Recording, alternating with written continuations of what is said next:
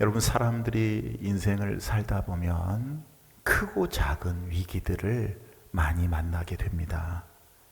그런데 문제는 이런 위기의 대부분이 우리 자신의 의사와는 상관없이 예측할 수 없는 상황에 갑자기 찾아온다는 게, 이게 참 문제예요. 여러분, 우리가 그러한 위기를 만났을 때에 이 위기에 지혜롭게 대응을 해야 합니다. 왜냐하면 어떻게 반응하느냐에 따라서 우리의 삶이 달라지기 때문입니다. 여러분 아시지요? 이 위기라는 말의 한자어, 이 위자는 위험을 의미하는 반면에 이 기자는 기회를 의미합니다. 기회. 위기가 위험 요소가 되느냐 혹은 새로운 기회가 되느냐는 우리의 선택에 달려 있는 것입니다.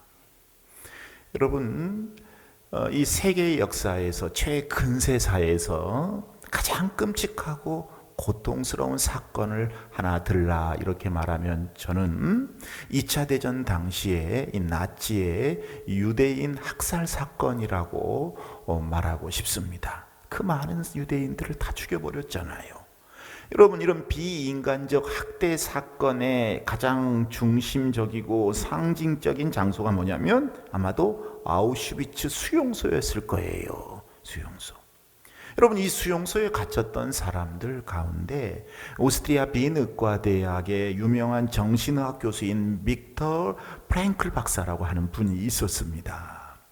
이분이 수용소에 수감될 때에 자기가 그동안에 연구하고 있었던 연구 자료를 옷에 끼워 들어갔어요. 왜냐하면 이 사람이 자기가 써내려갔던 이 원고가, 연구 자료가 자기의 살아가는 이유 그 자체였기 때문입니다. 그런데 여러분, 수용소에 갇히면 옷을 바꿔 입잖아요. 그래서 그동안에 입었던 옷을 다 벗기움을 당할 때 그만 그 원고도 연구 자료도 다 빼앗기고 말았습니다.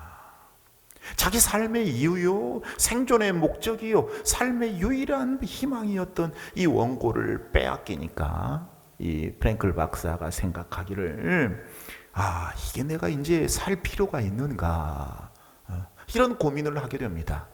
자기 자신에게 질문을 던져요. 과연 나의 모든 것은 사라져 버린 것인가? 나에게 이제 희망이라는 것은 없는가? 이때 이 프랭클 박사는 수용소에서 자유롭지는 못하지만 참 힘들고 고통스러운 곳이지만 그래도 희망을 가져보자, 기다려보자, 이렇게 생각을 하게 됩니다.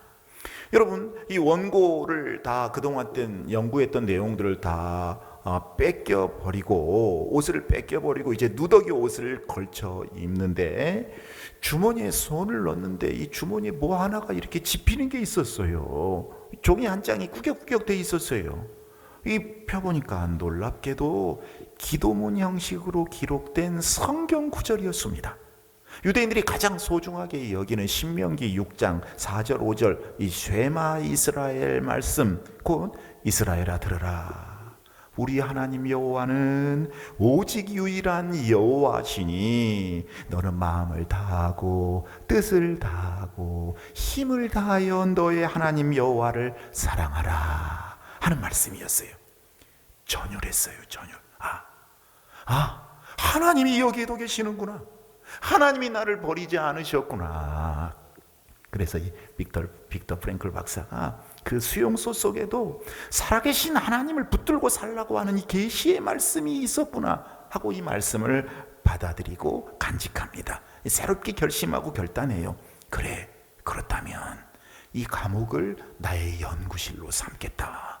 그래서 수용소에서 만나는 모든 사람들의 행동을 내가 관찰하고 새롭게 다시 연구를 하겠다, 논문을 쓰겠다. 원고지는 없지만 조각조각 휴지를 모아서 다시 연구하겠다. 그래서 내가 이곳에서 살아나가게 되면 이 세상에서 온 세상을 상대로 내 이론을 펼칠 것이다. 그 결단과 함께 하나님, 이제 도와주십시오. 저를 도와주십시오. 열심히 간절히 기도하기 시작을 해요. 그 기도와 결단이 이 아우슈비츠라고 하는 이 비참한 장소 수용소에서 견디는 힘이 되기 시작을 합니다. 2차 대전이 끝났어요. 드디어 살아남게 되었습니다. 이 휴지 조각들을 위해 써놓은 기록들을 가지고 나와서 얼마 되지 않아서 삶의 의미를 찾아서라고 하는 유명한 책을 발간을 합니다.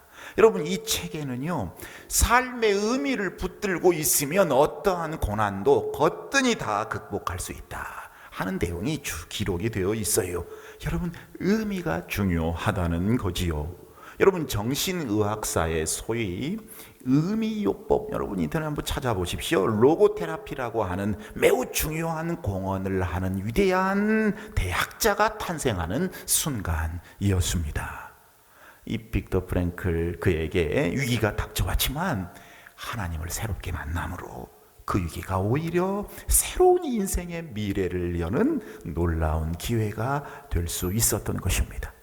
여러분, 오늘 본문에도 이런 비슷한 사람이 나와요. 비슷한 경험을 한 사람, 그 이름 아브라함이지요. 여러분, 이 사람을 가리켜 우리는 믿음의 조상이라 이렇게 부릅니다. 그런데 아브라함에게도 위기가 찾아왔어요. 어떤 위기였을까요? 그 위기는요, 바로 하나님의 시험이었습니다. 자, 창세기 22장 1절 2절 오늘 본문 첫 부분 말씀을 읽어보겠습니다. 그 일 후에 하나님이 아브라함을 시험하시려고 그를 부르시되 아브라함아 하시니 그가 이르되 내가 여기 있나이다. 여호와께서 이르시되 내 아들 내 사랑하는 독자 이삭을 데리고 모리아 땅으로 와서 내가 내게 일러준 한 산 거기서 그를 번제로 드리라. 아멘. 여러분, 이게 무슨 말씀입니까? 아브라함이 하나님의 약속을 믿고 25년간 인내한 끝에 나이 100살에 90세가 된 아내를 통해서 얻은 아들 이삭, 눈에 넣어도 아프지 않을 아들 이삭을 어떻게 죽여 번제로 드리란 말입니까? 너무나 청천벽력과도 같은 말씀이었어요. 아브라함에게 큰 위기가 찾아온 거지요. 이때 아브라함에게 두 가지 선택할 수밖에 없었죠. 하나는 하나님을 원망하고 그냥 자기 마음대로 사는 방법, 또 하나는 이런 비극적인 상황에서도 여전히 하나님을 신뢰하고 이 순종하는 길을 택하는 방법. 이 선택의 두 갈림길에 서게 된 이 아브라함, 결국 원망이 아닌 순종을, 절망이 아닌 믿음을 선택합니다. 그리고 여호와 이레의 하나님을 만납니다. 여호와 이레, 준비하시는 하나님, 할렐루야. 여러분, 저와 여러분도 이 순종과 믿음의 선택을 함으로 여호와 이레 하나님, 준비하신 하나님을 마음껏 체험할 수 있기를 축복합니다. 자, 그러면 우리에게 위기가 찾아올 때 이 신실하고 지혜로운 그리스도인, 그리고 준비하시는 하나님을 만나는 이 그리스도인은 어떻게 대처해야 되는가? 자, 먼저 위기를 시험으로 받아들일 줄 알아야 돼요. 여러분, 위기를 뭘로 받아들인다? 시험으로 위기를. 여러분, 재수가 없어서 위기를 당하는 것이 아니다 하는 것을 인식해야 된다, 그 말씀이에요. 여러분, 우리가 인생을 살면서 고통을 당하게 되면 먼저 생각해야 되는 게 뭔가? 그것을 하늘이 내게 내려준 시험 문제라, 이 생각을 먼저 할 수 있어야 돼요. 그리고 그것을 하나씩 풀어가다 보면 그 끝이 보이고 나중에는 그 끝 너머의 축복이 보이기 시작을 합니다. 여러분, 창세기 22장 1절 이렇게 시작하잖아요. 그 일 후에 하나님이 아브라함을 시험하시려고. 성경은 아브라함의 위기를요, 시험이라고 말씀을 하고 있어요. 시험. 여러분, 한국 사람처럼 정말로 시험에 많이 시달리는 사람도 드물 거예요. 저는 초등학교 5학년 때부터 매일고사에 시달렸습니다. 매일 선생님이 하루에 두세 번씩 시험을 보는 거예요. 그래서 이것을 쭉 월별로 계산하라고 1년을 계산해서 우등상을 줘요. 그냥 쪽지 시험만 본 게 아니라 아주 정식 시험이에요. 이 시험이 초등학교, 중학교, 고등학교, 대학교까지 이르러서 매일 시험을 보내요. 참 힘들게 학교를 다녔던 것 같아요. 그래, 대학 때도 친구들과 당구장에 가서 같이 놀거나 커피숍에 가서 수다 떨어본 기억이 별로 없어요. 다른 친구들도 마찬가지예요. 안 그러면 잘리니까. 참 힘들었습니다. 낭만이라는 걸 찾아보기 어려웠어요. 이 시험이라고 하는 건 참 지겨운 것입니다. 힘든 거예요. 어려운 거예요. 여러분, 학교 다니실 때 시험 친 기억들 다 있으시지요? 여러분들 중에 혹시 시험이 참 좋은 거다, 시험 보는 날은 가슴이 막 설레고 기분이 좋다, 여러분 이런 분들 계십니까? 그런 분들 계시면 조금 이상한 분일 거예요, 아마. 제가 보기. 자, 그러면 여러분 중에 이 즐겁지 않은 시험, 이 어려운 시험이 학교에서 그냥 싹 없어졌으면 좋겠다. 이게 좋은 것이다, 이게 바람직한 것이다 라고 생각하는 분들 혹시 계시는가요? 없을 거예요. 여러분, 시험은요, 유쾌하지는 않지만, 즐겁지는 않지만, 좋지는 않지만 필요합니다. 필요해요. 여러분, 성경에도 그런 말씀이 나와요. 얼마나 믿음이 있는가, 또 그 직분을, 그 큰 직분을 맡길만 한가, 또 나나 그 사람이 진정 구원받은 사람인가에 대해서 시험해 보라는 내용이 주 기록이 되어 있어요. 고린도후서 13장 5절 말씀 한번 읽어보겠습니다. 너희는 믿음 안에 있는가? 너희 자신을 시험하고 너희 자신을 확증하라. 예수 그리스도께서 너희 안에 계신 줄을 너희가 스스로 알지 못하느냐? 그렇지 않으면 너희는 버림받은 자니라. 아멘. 그리고 디모데전서 3장 10절에 보면 직분을 맡길 때의 말씀이 나와요. 읽어보겠습니다.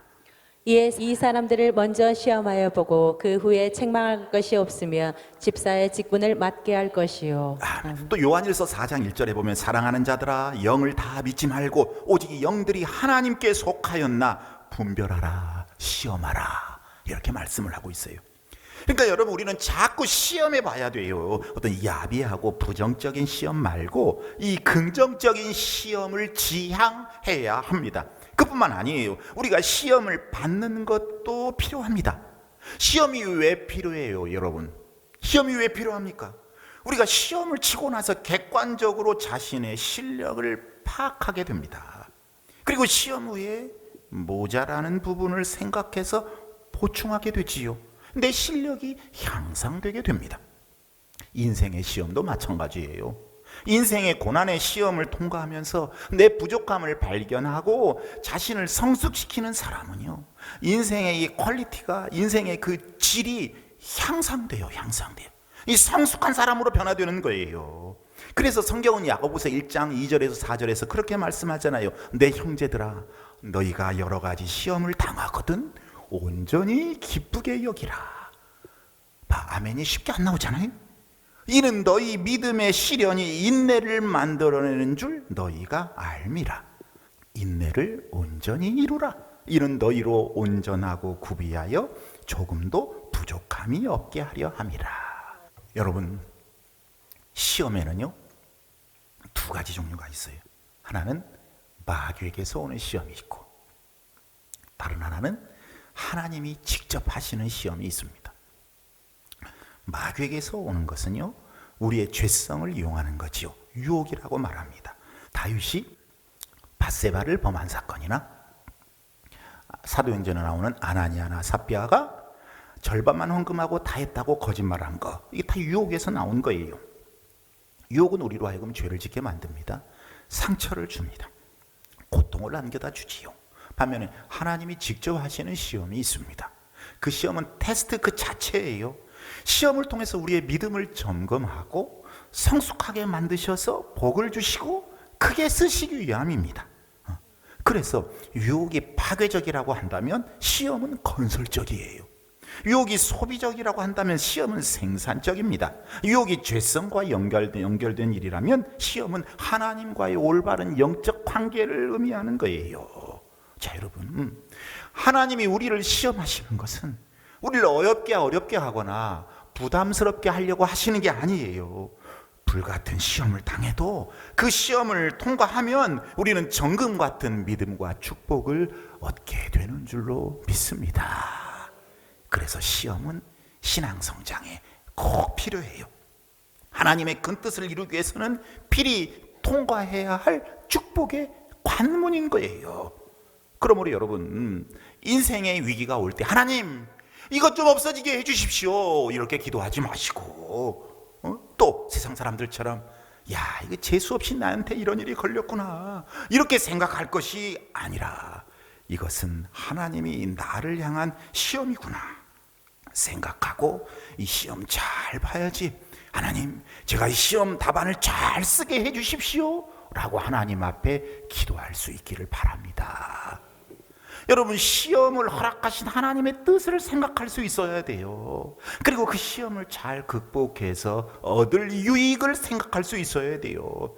여러분, 그것이 혹 유혹 때문에 올 수가 있어요. 그렇다면 회개할 거리를 찾아야 될 것이고, 그죠? 하나님의 시험을 받으면 하나님의 뜻이 무엇인가를 파악할 수 있어야 됩니다. 근데 여러분, 시험에는요, 내용이 있잖아요. 변별력이라는 게 있어요. 중요한 시험은요, 까다롭고 어렵습니다.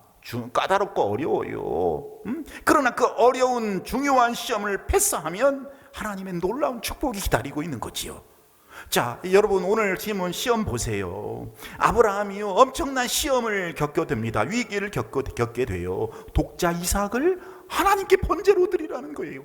이게 너무나 어려운 시험이에요. 그렇지만 그 어려운 시험을 믿음으로 순종할 때 이 아브라함은 시험의 끝에서 이런 하나님의 음성을 듣잖아요. 내가 이제야 네가 하나님을 경외하는 줄을 내가 아노라. 할렐루야.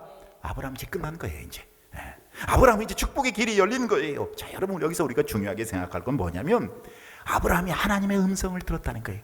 하나님의 음성을.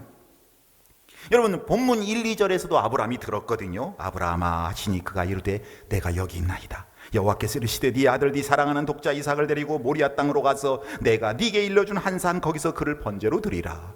이때도 주님의 소리를 들었고 마지막에도 내가 이제야 네가 하나님을 경외하는 줄을 아노라. 아브라함은요, 하나님의 음성을 들었어요. 그래서 시험에 통과할 수 있었습니다. 여러분, 무슨 말씀인가?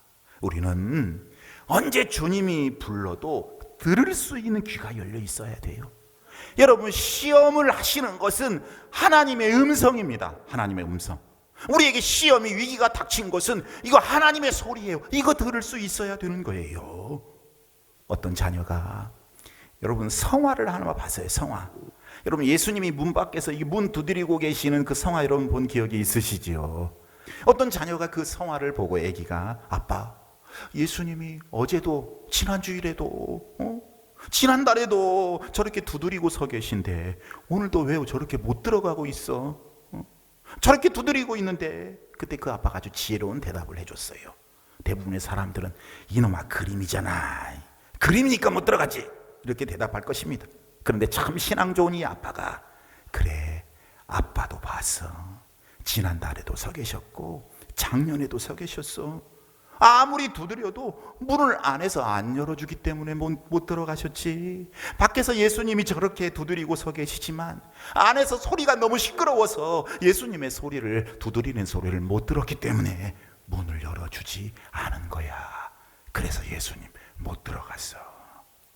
사랑하는 여러분, 우리 하나님은 여러분을 성숙시키시고 복을 주시기 위해서 여러분과 관계되는 모든 것을 가지고 그 어떤 것을 가지고 지금도 계속 문을 두드리고 계시는 거예요.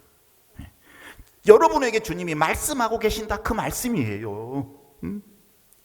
여러분, 주님의 소리를 들을 수 있는 이 영적인 안정, 영적인 고요함, 영적인 지혜가 여러분에게 있기를 축복합니다. 두 번째로, 우리에게 위기가 찾아올 때 이 신실하고 지혜로운 그리스도인은 어떻게 대처해야 되는가? 즉각적인 순종, 그리고 부지런한 행동 개시, 이런 신앙을 가져야 돼요. 여러분, 아브라함이요, 이삭을 번제로 바치라고 한 하나님의 말씀을 듣고 즉시 순종하고 실행에 옮깁니다. 오늘 3절 말씀 보니까 아브라함이 아침에 일찍이 일어나 나귀의 안장을 지우고. 자, 여러분, 아브라함의 위대한 신앙이 나타나요. 아침에 일찍 일어났다고 그랬어요. 뭐 좋은 일이라고. 여러분, 이 밤잠 설쳤을 것입니다. 분명히. 굉장히 고통스러웠을 거예요. 그런데 아브라함은 즉각적인 순종, 이 부지런한 행동 개시를 한 거예요. 사랑하는 여러분, 우리 하나님은요, 즉각적인 순종, 이 부지런한 행동 개시를 보고 기뻐하시는 분인 줄로 믿습니다. 아침에 떠날 때 기분이 대단히 심란했을 거예요.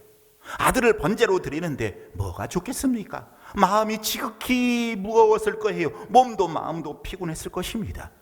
그러나 이 아브라함은 주님 뜻대로 살기로 했네. 주님 뜻대로 살기로 했네. 주님 뜻대로 살기로 했네. 뒤돌아서지 않겠네. 찬송하면서 즉각적으로 순종한 거지요. 여러분, 모리아산까지 가는데 3일 걸렸어요. 3일. 그러나 아브라함은요, 처음에 마음이 변치 않았습니다. 기도와 찬송으로 하나님께 나아갔어요. 자, 여러분 이 찬송 많이 하는데 기억해 보세요.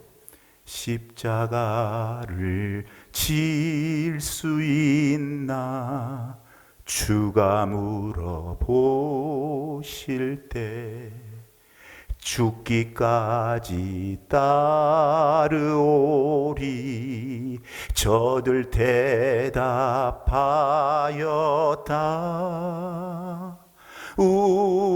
우리의 심령 주의 것이니 당신의 형상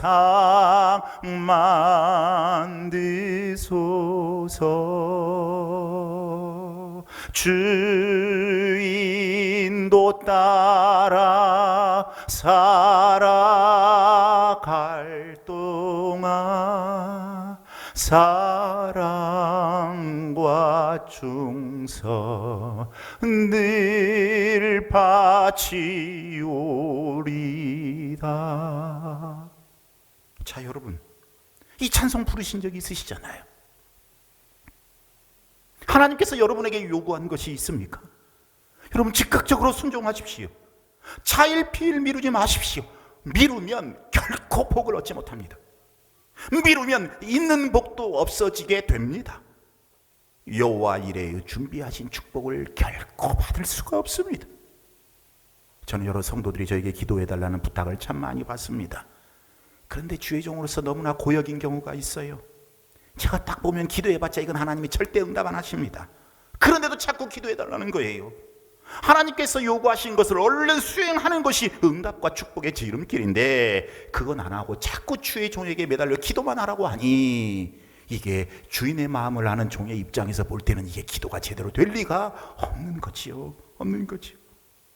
여러분, 이 즉각적인 순종, 행동 개시를 위해 필요한 게 있으니 이게 뭔가 바로 믿음이라는 것입니다. 믿음이. 우리가 이 믿음 위해서 말씀과 기도로 부지런히 무장을 해야 돼요.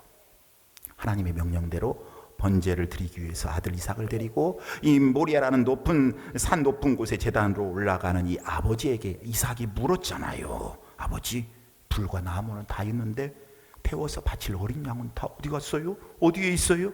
아브라함이 뭐라고 대답을 했어요? 아브라함이 이르되 내 아들아, 번제할 어린 양은 하나님이 자기를 위하여 친히 준비하시리라.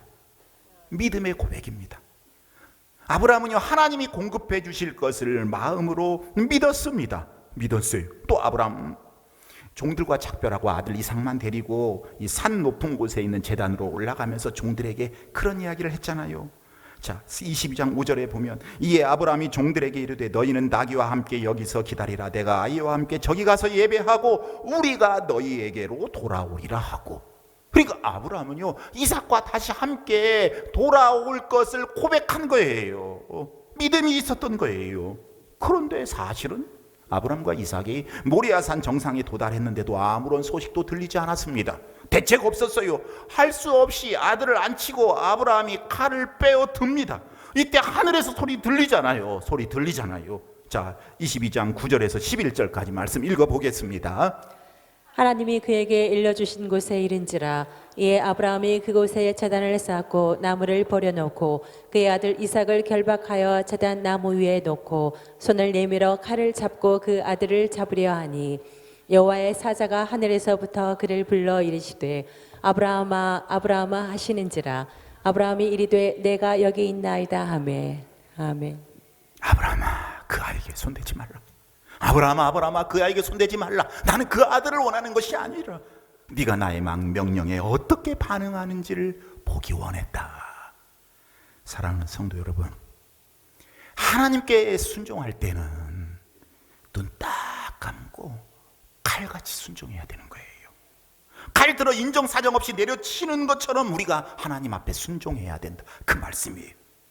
물질로도 칼처럼 순종하고 몸으로도 칼처럼 순종하고. 여러분, 칼처럼 순종해야 돼요. 적당히 타협해서는 안 돼요. 주저하며 미루고 다음에 하겠다, 천만에 만만에. 여러분, 기회가 계속 있는 게 아니에요. 결단하며 하나님 앞에 순종할 때 하나님께서 축복 주시고 은총을 내려 주십니다.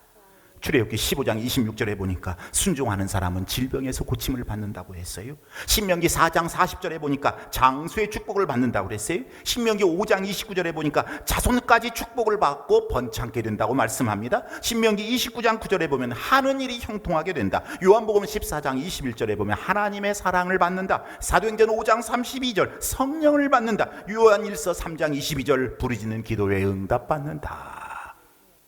여러분, 이 종교개혁자 마틴 루터는 말하기를요, 진실된 신자는 왜라는 의문을 갖지 않는다.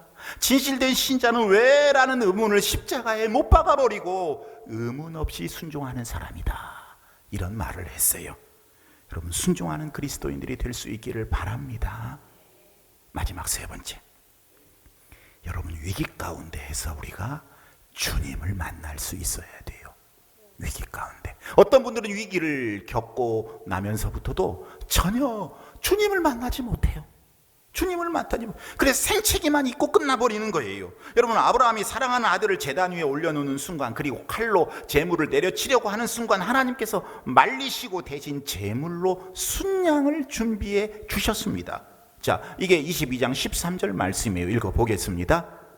아브라함이 눈을 들어 살펴본즉 한 순양이 뒤에 있는데 뿔이 수풀에 걸려 있는지라. 아브라함이 가서 그 순양을 가져다가 아들을 대신하여 번제로 드렸더라. 아멘. 여러분, 이어진 14절에 보면요, 이 사건 이후에 아브라함이 그 땅 이름을 뭐라고 불렀는가? 여호와 이레라, 이렇게 불렀어요. 따라서 여호와 이레, 여호와 이레.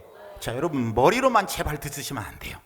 제발 좀 머리로 들으시면 안 돼요. 자, 이레라고 하는 단어의 뜻은요, 미리 본다, 미리 준비한다, 그런 뜻이에요. 미리 본다, 미리 준비한다. 여러분, 영어 성경을 찾아보면 이 대목이 어떻게 되냐면 준비하시는 하나님, 미리 보고 준비하시는 하나님, 하나님이 모든 것을 준비하신다. God will provide, 이렇게 되어 있어요. God will provide. 자, 여러분, 이 provide라는 말이 공급한다, 준비한다, 이런 뜻이에요. 이것을요, 우리가 잠시 영어 시간으로 돌아가서 명사형으로 바꾸면 provision이 되는 거예요. provision. 자, 이 provision이라고 하는 말은 두 단어가 합해진 것입니다. 프로라는 말 있잖아요. 프로. 그 다음에 vision. 그래요. 이 프로라고 하는 말은 앞에서, 그런 뜻입니다. 이 vision, 여러분 비전 알잖아요. 비전, 미리 앞서서 본다는 뜻이에요. 비전. 자, 무슨 말씀인가? God will provide, 이 여호와 이레라고 하는 말은 하나님은 우리 인생의 미래를 보시기 때문에, 미리 보시기 때문에 미리 준비하시는 분이라는 거예요. 미리 준비하시는 분. 이 하나님의 이름이 여호와 이레입니다. 할렐루야. 자, 여러분, 우리는 모두 이 불확실한 인생을 하루하루 초조하게 살아갑니다. 초조하게 살아가요. 제가 한 두어 달 동안 막 교회에 너무 쫓겨서 막 잠 못 자고 힘들고 피곤하고, 그러니까 막 몸이 이렇게 아프면서 어제 밤에는 제가 가만히 누워서 묵상을 하는데 왜 이렇게 내가 마음이 불안한지 몰라요. 근데 불안해할 이유가 뭔가? 이유가 뭔가? 고민했어요. 왜 내가 이 불안해야 되지? 여러분, 우리가 이 불확실한 미래, 이 어려운 고통 가운데에서 참 초조하게 살아가는 게 현실이에요. 그런데 미리 보시는 여호와 이레 하나님이 우리의 하나님이 되셔서 우리의 미래를 미리 보시고 미리 준비해 놓으신다는 거예요. 하나님께서 여러분의 삶을 보십니다. 하나님이 여러분의 건강을 다 이미 보고 계세요. 여러분의 생업을 보시고, 여러분들의 자녀도 보시고, 여러분들이 기도하는 모습도 보시고, 여러분들의 신앙생활하는 모습도 다 보고 계세요. 그래서 하나님 앞에는 공짜가 없다는 거예요. 하나님께서 우리 교회를 보시고 그리고 우리 교회와 우리 여러분들의 건강과 생업과 자녀의 신앙생활을 위해 미리 보시기 때문에 다 준비해 주시는 것이에요.